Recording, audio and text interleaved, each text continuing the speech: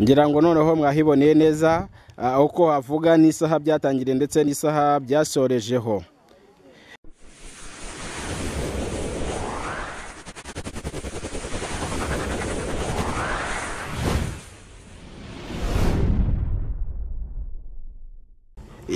Ndagira ngo nkusuhuze nkwifuriza gukomeza kugubwa neza wowe wahisemo gukurikira kamera za Kigali 500 TV. Amahoro umugisha bituruka kuri Nyagasani nibyo nkomeje kukwifuriza. Ahandi rero ndi muri Kayonza bwite ahandi ku muhanda werekeza Gahini bwite, hanyuma ngira ngo ni ku bitaro bya Gahini, ariko ntabwo ngiye ku bitaro rero ngiye kugenda gushaka ahantu hambwiye ko hari amateka ndetse ari ahantu hari igikuta cyashenyutse.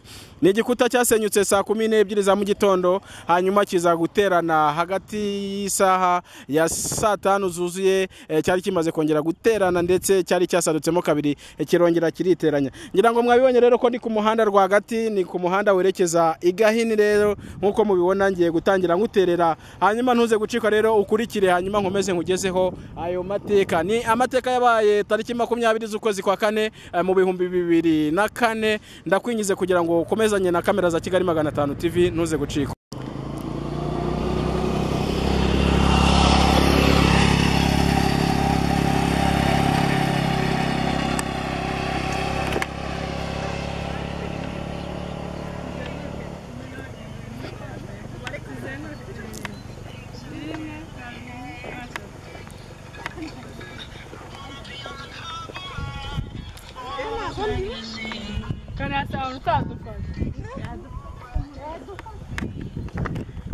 Nkuko nakomeje mbibabwira rero, nababwiye ngo ntembereye ahangaha ni Gahini, n'ahantu hakomejwe kuvugwa cyane habaye amateka, ndetse habaye amateka mu mwaka wa 2004. N'ahantu batubwiye neza ko ari igikuta cyifashe kirasaduka kuva saa 12 za mu gitondo, hanyuma hashize amasaha atari makeya kugera isaa 5 igikuta kirongera kiraterana. Nkuko nabibabwiye rero mbereka aho tugeze cyangwa se aho naringeze njya Igahini, ubu bwite nyirizina rero kuri cya gikuta ndahageze. Nkaba ngiye kubereka ese byagenze bite, ndabona binanditseho, ngira ngo mugiye kubikurikirana. Iki gikuta nkuko mukibona rero ni igikuta kitari gitoya kandi kitari kinini. Aha mubona mu rubavu rwacyo niho havugwa ko hasadutse bwite neza, abantu bareba hari saa 12 za mu gitondo, hanyuma cyaza kongera guterana mu masaa 5 zuzuye. Ngira ngo murababona neza ko ari igikuta ndetse banabyanditseho. Ni urukuta runini, ngira ngo murarubona.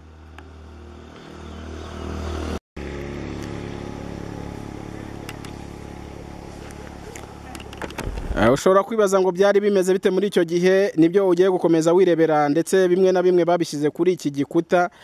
Ngira ngo murabibona neza. Noneho ni Gahini tariki 20 z'ukwa 4 2004 nkuko mubibona ko ku gikuta nkuko babyanditseho. Nibwo igikuta cyasadutse ndetse nyuma y'amasaha make kiza kongera guterana.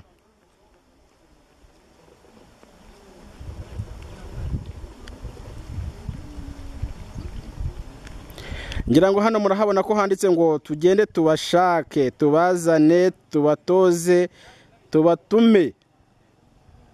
Ngira ngo mwese murabibona ahangaha. Iki nicyo gice cya mbere kibanza, hanyuma igice cya kabiri gikurikiyeho ngira ngo urakibona nacyo, urakurikira amagambo ariho.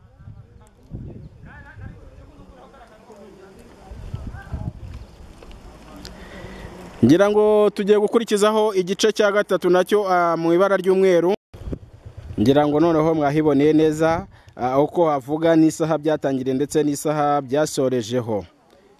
Dukomeza rero haruguru gatoya hafi y'ibara ry'umweru, ngira ngo hari andi magambo ahanditse.